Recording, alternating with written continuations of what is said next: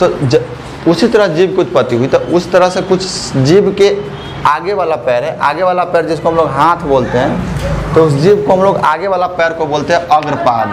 क्या बोलते हैं उसको? अग्र मतलब आगे, पाद मतलब पाँव, तो अग्रपाद। यह मेढक का आगे वाला पैर है, यह छिपकली का आगे वाला पैर है, यह पंछी का। तो पंछी का तो पैर होता नहीं आगे वाला, उसका तो होता है पंख नहीं बोलना, उसका पंख का डैना बोलना है सिर्फ, ठीक है, जो ऐसे ऐसे होता है। और ये मनुष्य का हाथ हो गया। अब आप समझिए, पुराने ज़माने में कुछ ऐसा था कि मेढक का जो हाथ था वह किससे मिलता था? छिपकली के।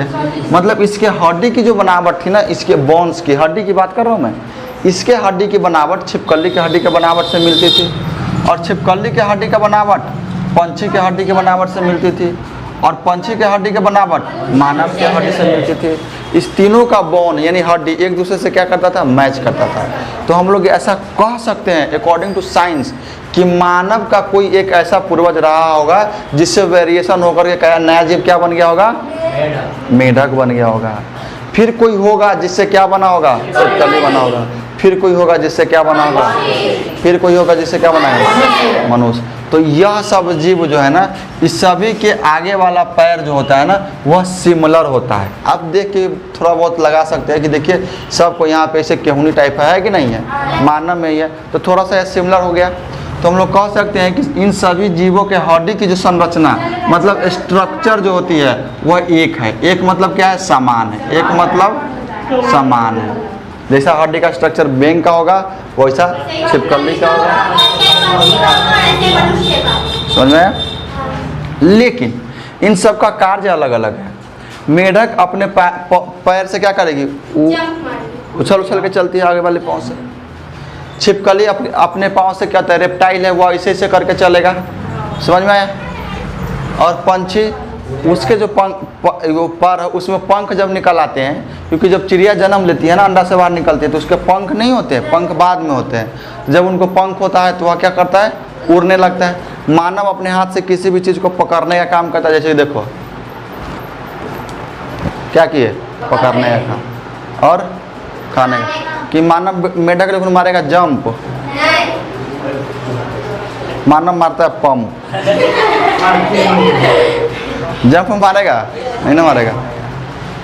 तो लेकिन हमको यहाँ पे क्या समझना है कि यह सभी अंग, इन सभी जीवों का हड्डी का जो स्ट्रक्चर है वह एक दूसरे से क्या है? सिमिलर है, मैच कर रहा है। यानी कि हम कह सकते हैं साइंस के अकॉर्डिंग पे कि सबका पूर्वज एक रहा होगा, लेकिन वही भूमंडलीय पृथ्वीकरण कहिए चाहे कुछ भी कहिए, जिसके कारण क्या अलग अलग में बट गया। तो इसे हम लोग क्या कहते हैं? इस सभी जीवों के संरचना एक समान है परंतु कार्य अलग अलग है। तो जैसे में क्या हो जाएगा? मनुष्य का हाथ और मेढक का अग्रपाद। मानव का हाथ एवं मेढक का अग्रपाद किसका उदाहरण है? समजात अंग का। मानव का हाथ एवं छिपकली का अग्रपाद किसका उदाहरण है? मानव का हाथ एवं पंछी का पंख किसका है? लेकिन एग्जाम में यह नहीं पूछे हुआ है चारों में से कोनो। एग्जाम में पूछे हुआ है मानव का हाथ और कुत्ता का अग्रपाद किस अंग का उदाहरण है? क्योंकि जब ये बात हड्डी का करेगा ना, तो हड्डी क्या होता है? सबका मिल जाता है। क्योंकि देखिएगा बकरियों के चाहे कुत्तों के देवा से मुड़ता है, गिल का पैर मुड़ता है कि नहीं?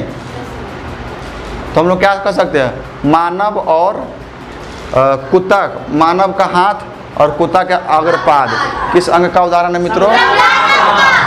मानव का हाथ और हाथी का अग्रपाद, क्योंकि हाथियों का मुड़ता यहाँ से। समझ में आ रहा है ना? मैटर समझ में आ रहा है? समझ बरोबर? आगे बढ़े। समझात अंग में फंसोगे एग्जाम में, बस यही याद रखना कि एक को पूछा होता है आदमी और कुत्ता, आदमी और कुत्ता। कुत्ता का फोटो किताब में नहीं है, फिर भी समझा दिया। चलिए ध्यान दीजिए, समरूप किसे कहते हैं? तो समरूप मतलब क्या होता है कि जिसका देखने में लक्षण जो है ना, देखिए लक्षण कहते हैं। मान लीजिए वो तितली है, कहाँ है? इसका मुंह, दो पूंछिया, तितली। तितली उड़ी, बस पर चढ़ी, रोने लगी।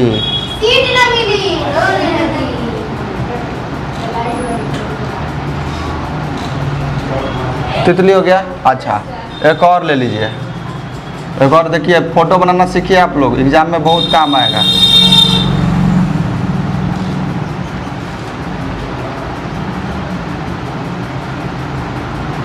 ये पंछी क्या बना रहे हैं? कौवा। Nice bird.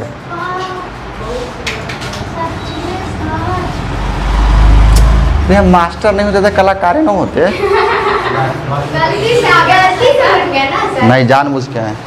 इंजीनियरिंग छोड़ दिए मर्दे हम। कलकत्ता में नहीं गए थे इंजीनियरिंग करने। चलिए अब बच्चों आप ध्यान से समझिए, इन दोनों जीवों में हमको एक चीज़ देखना है कि इनके पास भी पंख है, इनके पास भी पंख है। इनका पंख भी क्या करता है, कार्य क्या करता है इसका, उड़ने का। और इनका पंख भी क्या कार्य करता है, उड़ने का।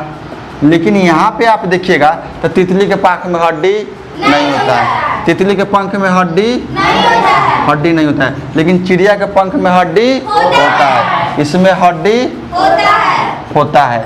आप उसी तरह एगो और जीव ले लीजिए। कहाँ गया रे, क्या यार,